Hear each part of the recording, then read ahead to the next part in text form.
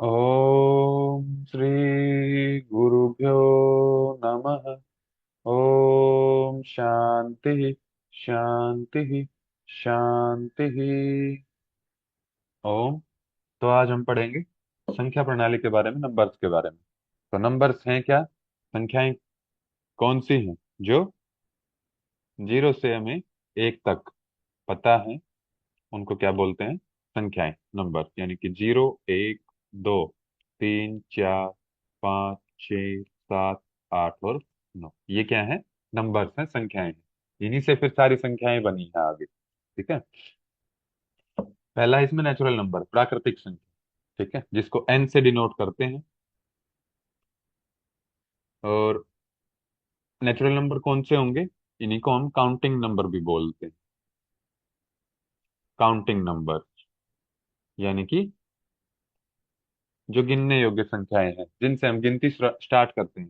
अब जैसे 10 लोग बैठे हैं, तो हम जीरो से गिनती स्टार्ट नहीं करते हैं, हम एक से करते हैं कि ये फर्स्ट नंबर पे, ये सेकंड पे, ये थर्ड पे। ठीक है। तो यानी कि जो एक से स्टार्ट हो, एक से लेके और फिर पॉजिटिव इनफाइनाइट तक। ठीक है। तो वो सारे क्या आ जाएंगे? Natural number. इसमें ना अगर एक्स को अगर एक नेचुरल नंबर बोलें, तो जो पी बाई क्यू की फॉर्म में होंगे वो भी नहीं होंगे। और जिसके सामने जैसे -3, तो माइनस साइन वो भी नहीं होगा और जीरो भी नहीं होगा। तो ये कोई भी नेचुरल नंबर नहीं होगा, एक से लेके पॉजिटिव इनफाइनाइट। ठीक है। फिर इसके बाद है होल नंबर, पूर्ण संख्या। पूर्ण संख्या, जब इसमें प्राकृतिक संख्या में हम जीरो ऐड कर देंगे, यानी कि जीरो प्लस में नेचुरल नंबर, कि प्राकृतिक संख्या में अगर जीरो और जोड़ दें हम, तो क्या बन जाएगा? Whole number. अब मान लिया इसको डिनोट करते हैं हम डब्ल्यू से, तो डब्ल्यू क्या हो जाएगा? Zero, one, two, three, four और पॉजिटिव इनफाइनाइट। ठीक है। तो ये आ जाएंगे आपके होल नंबर, पूर्ण संख्या। इंटीजर, पूर्णांक, इसको डिनोट करते हैं हम आई से। इंटीजर का क्या मतलब है? कि जो माइनस इनफाइनाइट से लेके और प्लस इनफाइनाइट तक हो। ठीक है, इसके बीच में जितने भी संख्याएं आएंगी वो सारी क्या आ जाएंगी? इंटीजर। कि जैसे मान लिया -2, -1, जीरो, और यहाँ आ जाएगा आपका 1, 2, 3, 4। तो माइनस इनफाइनाइट से लेकर प्लस इनफाइनाइट तक जितनी भी संख्याएं आएंगी वो सारी पूर्णांक होंगी, इंटीजर होंगी। ठीक है।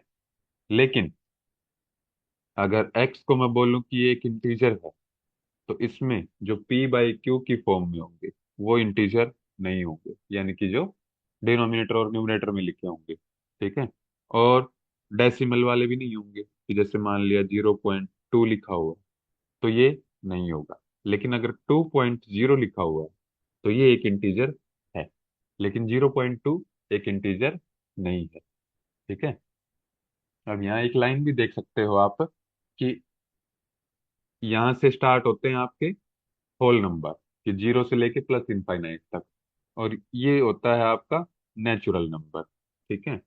तो एक से लेके और प्लस इनफाइनाइट तक, ये था आपका नेचुरल नंबर। और जीरो से लेके प्लस इनफाइनाइट तक, ये था आपका होल नंबर। तो यहाँ से देखते हैं आप, दो लाइनें लिख सकते हैं कि all natural numbers are integers. और दूसरा हो जाएगा इसमें all whole numbers are integers. ठीक है। तो सभी इसमें आ जाए। इसमें अगला है सम और विषम संख्या, इवन एंड ओड नंबर। तो सम का आपको पता है कि जो दो से डिवाइड हो जाए, तो इवन क्या हो जाएंगे? 2, 4, 6, 8, और कहाँ तक जाएंगे ये? इनफाइनाइट तक। ठीक है। और ओड का भी आपको पता है कि ये स्टार्ट होते हैं आपके एक से, 1, 3, 5, 7, और जाते कहाँ तक आएंगे? इनफाइनाइट तक। अब इसमें एक चीज देखे होंगे, कि जो मान लिया फर्स्ट ओड नंबर है आपका, पहली सम संख्या है 2, दूसरी सम संख्या है 4, तीसरी सम संख्या है 6। ठीक है। अब मान लिया एक बीच की संख्या ले लो, ये पता है आपको, और पहले इससे पहले वाली संख्या ज्ञात करनी है। ठीक है। तो क्या, कि इसमें से अगर दो घटा देंगे तो क्या आ जाएगी, पहले वाली सम संख्या। और अगर इसमें दो जोड़ देंगे, दो ऐड कर देंगे, तो क्या आ जाएगी, इससे अगली सम संख्या। ठीक है। अगर इसको हम x मान लेते हैं तो, ठीक है। तो यानी कि जो सीक्वेंस बनेगी इसकी, क्या बनेगी, कि x, और इससे नेक्स्ट अगर लिखूंगा मैं तो x+2, और उससे भी नेक्स्ट लिखूंगा तो x+4, और उससे नेक्स्ट लिखूंगा तो x+6, और ऐसे ही माइनस में चलेंगे ये, कि इससे पहले वाला लिखना है तो x-2, ठीक है, और इससे पहले वाला x-4, फिर उससे पहले वाला x-6। तो ये हो जाएगी इसकी सीक्वेंस। ठीक है। अब ऐसे ही जो विषम संख्याएं हैं, ओड नंबर हैं, उनमें भी देख लो। मान लिया सेकंड नंबर आपने मान लिया एक्स, किसी को भी मान सकते हैं इसमें। ठीक है। अगर पहले वाला निकालना है तो क्या करना पड़ेगा, x-2, और नेक्स्ट करना पड़ेगा तो x+2। तो सेम है जैसे सम संख्या का है रूल। ठीक है। तो x+2, x+4, और x+6, ये सीक्वेंस सेम जैसे सम संख्या की चलेगी, ऐसे ही विषम संख्या की सीक्वेंस भी चलती है। ठीक है। फिर इसके बाद है आपका प्राइम नंबर, अभाज्य संख्या। अभाज्य संख्या का क्या मतलब है, जिसमें दो चीज, कि जिसमें दो गुणनखंड हो, कि जिसके दो फैक्टर्स। ठीक है। टू फैक्टर्स, या फिर हिंदी में बोलें तो दो गुणनखंड जिसके होते हैं, वो होती है प्राइम नंबर, अभाज्य संख्या है। अब वो दो फैक्टर कौन से हैं, पहला फैक्टर है इसमें कि एक से डिवाइड हो जाए, डिविजिबल बाय 1। ठीक है। ये है इसका पहला फैक्टर। दूसरा फैक्टर क्या है, स्वयं से विभाजित हो जाए, जिसमें केवल ये दो फैक्टर हो, या तो वो एक से डिवाइड हो, या फिर वो स्वयं से विभाजित हो। ठीक है। तो उसको बोलेंगे अभाज्य संख्या, यानी कि और किसी से वो डिवाइड ना हो। ठीक है। तो स्टार्ट कहाँ से होगा ये, दो से। तो दो, दो के बाद आएगा आपका तीन, तीन के बाद पाँच, पाँच के बाद सात, 11, 13, 17, 19, 23, 29, 31, 37, 41, 43, और 47, ये 50 तक होते हैं आपके। ठीक है। तो अब इसमें दो चीजें आपको याद रखने की है। एक तो इसमें देखे होंगे पूरी सीक्वेंस में अकेला दो ऐसा है जो इवन है और प्राइम नंबर, यानी कि अकेली दो क्या है, ओनली इवन प्राइम नंबर। ठीक है। और अकेला दो ही ऐसा है कि जो सबसे छोटा है। अकेला सम संख्या भी ऐसी है, और स्मॉलेस्ट प्राइम नंबर भी। ठीक है। अब इसमें एक चीज और याद रखने की, कि 1 से 15 के बीच में कितने प्राइम नंबर आएंगे, तो ये काउंट कर लो। ठीक है। कितने हो जाएंगे, तीन, तीन 6, तीन 9, और तीन 12, और तीन 15। तो 1 से 50 के बीच में, 1 से 50 के बीच में कितने आ जाएंगे, 15। और 1 से 100 में अगर पूछ ले तो कितने आएंगे, 25। और अगर 1 से 500 का पूछे तो 95। और अगर 1 से 1000 के बीच में पूछ ले तो 160। ठीक है। फिर इससे नेक्स्ट आता है कंपोजिट नंबर, यानी कि भाज्य संख्या। भाज्य संख्याएं कौन सी होंगी, जिनके दो से ज्यादा गुणनखंड हो, having more than two factors. ठीक है। तो दो फैक्टर यानी कि एक से भी विभाजित हो, स्वयं से भी हो और किसी तीसरी संख्या से भी हो जाएं, तो उनको बोलेंगे कंपोजिट नंबर या फिर भाज्य संख्या। ठीक है। जो प्राइम नंबर बच गए उनके बीच के आ जाएंगे सारे। तो क्या होगा, दो तीन आ गया था उसमें, चार, छ, आठ, नौ, 10, 12, 14, 15, 16। ठीक है, एंड सो ऑन। तो इसके आगे के देख लेंगे। ठीक है। अब इसमें एक चीज ध्यान देने की है आपकी, कि जो एक है वो ना तो प्राइम है और ना कंपोजिट है, कि नाइदर प्राइम और नॉर कंपोजिट नंबर। ठीक है। एक ना तो भाज्य है और ना अभाज्य है। ठीक है। अब मैं अगर आपसे पूछूं तो 1 से 50 के बीच में कितने कंपोजिट नंबर आएंगे? तो प्राइम नंबर थे आपके 15, और एक आपने एक्सक्लूड कर दिया तो 16 हो गई, तो बचे हुए कितने आ गए? 34। तो 34 क्या हो जाएंगे 1 से 50 के बीच में कंपोजिट नंबर्स। तो इसके बाद है को प्राइम नंबर। को प्राइम यानी कि सह अभाज्य संख्या, कि जो एक साथ में लिखे जाएं, कि जैसे मान लिया वो लिखे हैं ए कोमा बी की फॉर्म। ठीक है। ये दो साथ में लिखे हैं। अब ये को प्राइम नंबर्स कब होंगे? जब दो कंडीशन हो इसमें।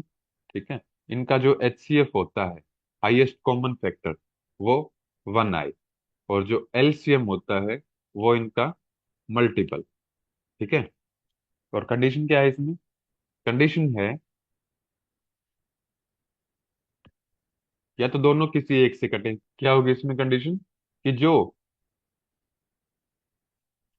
दोनों किसी एक संख्या से न कटे।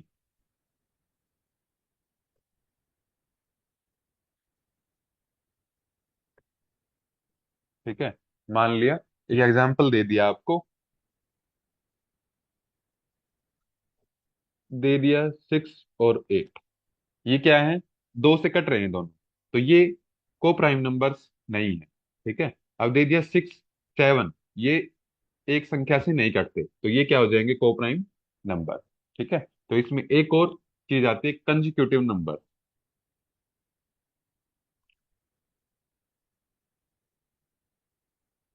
कंजिक्यूटिव नंबर, कि जो क्रमागत संख्याओं के जोड़े हैं, पेयर्स है, वो क्या होते हैं? को प्राइम नंबर्स। कि जैसे कुछ भी लिख लो, या लिख दो 13, 14, तो नहीं कटेंगे दूसरे से। 81, 82 नहीं कटेंगे। ठीक है। तो ये सारे क्या आ जाएंगे? को प्राइम नंबर्स। और एक इसमें ये भी होता है कि आपस में भी नहीं कटने चाहिए, आपस में भी न कटे। ठीक है। तो वो क्या आ जाएंगे? को प्राइम नंबर्स। फिर इसके बाद रेशनल नंबर, प्रीमेय संख्या। रेशनल नंबर कौन से होंगे? कि जिनको हम पी बाई क्यू की फॉर्म में लिख सकते हैं, और जिसमें जो क्यू होगा वो 0 के इक्वल नहीं होगा। ठीक है। तो वो सारे क्या आ जाएंगे? Rational number. ठीक है। कि जैसे मान लिया लिख दो 1/2, 2/5, 5/7, तो ये सारे क्या आ जाएंगे? Rational number. अब Q is equal, no equal to 0, तो P यानी कि 0 हो सकता है, कि 0/7 एक प्राइम नंबर नहीं, रेशनल नंबर है, लेकिन 7/0 एक रेशनल नंबर नहीं है। ठीक है। फिर इसमें और क्या आ जाएगा? कि जो रीअकरिंग डेसिमल नंबर,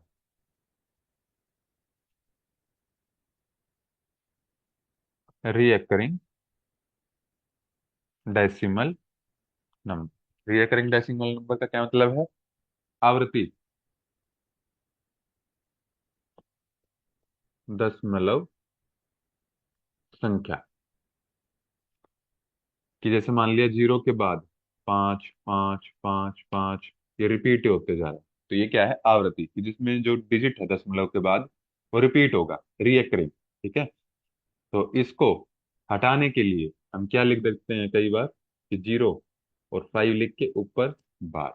यानी कि अगर मान लिया होता आपका 2 3 2 3 2 3, 2 3 बार बार रिपीट होता, तो इसमें क्या लिख देते, 0.2323 के ऊपर बार। तो ये क्या है, सारे रिकरिंग डेसिमल नंबर भी रेशनल नंबर है। ठीक है। कैसे कैसे है ये, कैसे लिख सकते हैं इसको, अगर 0.5 के ऊपर बार लगा है तो जितनों के ऊपर बार हो उसके नाम का नीचे नो। 5/9। अब 23 है, 2 के ऊपर है तो 99। ठीक है। तो इस फॉर्म में इसको लिख सकते हैं, इसलिए ये क्या है, रेशनल नंबर। ठीक है। अब यहां से आपको क्या क्या पता लगा, कि एक तो ऑल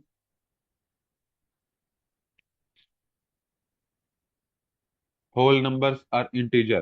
ठीक है, ये आपको पहले पता लग गया था। अब इसमें क्या पता लगा, कि all integers are rational number. ठीक है। यानी कि अगर मान लो इसके सामने लगा होता माइनस, तो ये रेशनल नंबर है, कि जैसे लिख दें हम -2/5, ये रेशनल नंबर है। ठीक है। तो जितने भी इंटीजर्स हैं वो सारे क्या है, रेशनल नंबर। क्योंकि जैसे मान लिया -2 आपने इंटीजर लिखा है, तो इसके नीचे डिनोमिनेटर में 1 मान सकते हैं। तो ये सारे क्या है, रेशनल नंबर है। ठीक है। फिर दूसरी हमने पढ़ लिया, कि all recurring decimal numbers are rational number. ठीक है, दूसरी कंडीशन ये होगी। तीसरी क्या होगी, जितनी फ्रैक्शन होंगी वो सारी रेशनल नंबर होंगी। फ्रैक्शन यानी कि फ्रैक्शन भी क्या है, जिसको p/q की फॉर्म में लिख सकते हैं। ठीक है, लेकिन सेम में कंडीशन कि q is not equal to 0। लेकिन जो रेशनल नंबर और फ्रैक्शन है इसमें डिफरेंस क्या है, कि जो रेशनल नंबर है इसमें जो ये p और q है, ये क्या होंगे, इंटीजर्स हो सकते हैं। ठीक है, पूर्णांक हो सकते हैं, यानी कि पॉजिटिव भी और नेगेटिव। लेकिन जो भिन्न होगी, फ्रैक्शन होगी, ठीक है, इसमें क्या होगा, कि जो p और q है ये होल नंबर होंगे, पूर्ण संख्याएं होंगी। ठीक है, यानी कि माइनस वाले फ्रैक्शन नहीं होंगे। ठीक है। लेकिन all fractions are rational number, in all rational number are not fraction. तो यानी कि all fractions are rational number. ठीक है। और all decimal number are rational number. तो ये आ जाएगा आपका रेशनल नंबर। फिर इसके बाद है इरेशनल नंबर। इरेशनल यानी कि अपरिमेय संख्या, कि जिसको हम p/q की फॉर्म में नहीं लिख सकते। ठीक है, कि जिसको p/q की फॉर्म में हम नहीं लिख सकते वो क्या आ जाएंगे, इरेशनल नंबर। कि जैसे मान लिया पॉइंट के बाद 3 4 3 5 3 8 9, कुछ भी सेम नहीं है, कि जिसके हम ऊपर बार लगा सके और बाद में उसको 9 में कन्वर्ट कर सके। ठीक है, या तो इस तरह लिखा हो कि कुछ भी रिपीट ना हो। ठीक है, और या फिर एक पाई का मान, पाई का मान अगर आप लेते हो एग्जैक्ट, जो पाई का मान, ठीक है, एग्जैक्ट पाई का मान क्या है, 3.141592653587 4। तो ये अगर पूरा कंप्लीट लिखते हो तो ये एक इरेशनल नंबर।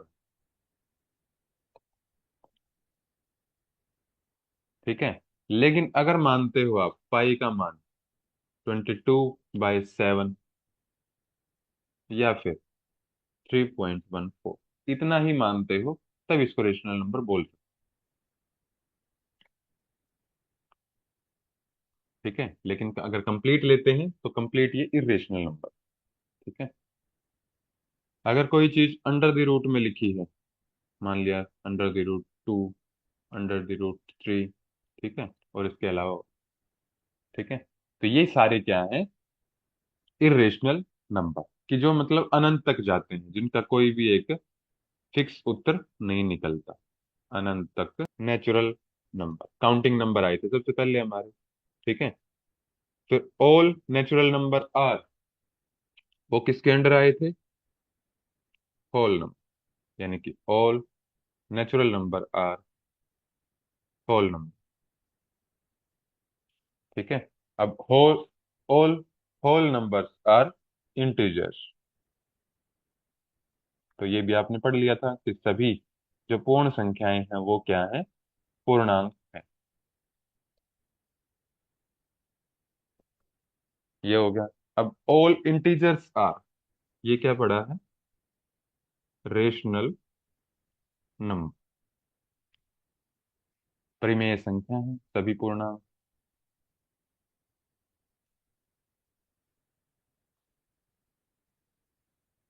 ये भी पढ़ लिया,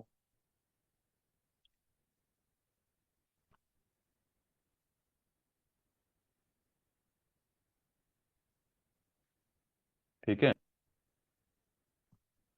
और इसके अलावा कि जो ना नेचुरल नंबर है, ना होल नंबर है, ना इंटीजर है, ना रेशनल है, तो उसके अलावा क्या आया था हमारे पास, इरेशनल नंबर। ये इनसे अलग है, बिल्कुल किसी के साथ भी कोई कॉमन लिंक नहीं है। और अगर इन सबको ऐड कर दें, या फिर सबको एक छत के नीचे ले आए हम, तो ये क्या है, ये सारे हैं आपके रियल नंबर, ठीक है, वास्तविक संख्याएं हैं, रियल नंबर, ठीक है। तो ये आपका नंबर सिस्टम कंप्लीट होता है, ठीक है। कुछ भी डाउट होता है तो कमेंट में जरूर लिखेंगे। ओम श्री गुरुभ्यो नमः। ओम शांति शांति शांति।